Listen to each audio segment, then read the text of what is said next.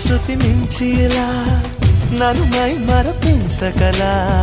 తడబడి తల వంచిలా తలపును అని చేస్తే ఎలా మరేం చెయ్యనే నీతో ఎలా వేగనే నన్ను దాటి వెళ్ళలేవు నిన్ను నువ్వు దాచలేవు ఏమి చెయ్యనయ్యో రామా ఉన్న మాట చెప్ప నీవు ఊరుకుంటే ఒప్పుకోవు ఇంకెలాగే సత్యభామా అనుకున్నా తప్పు కదా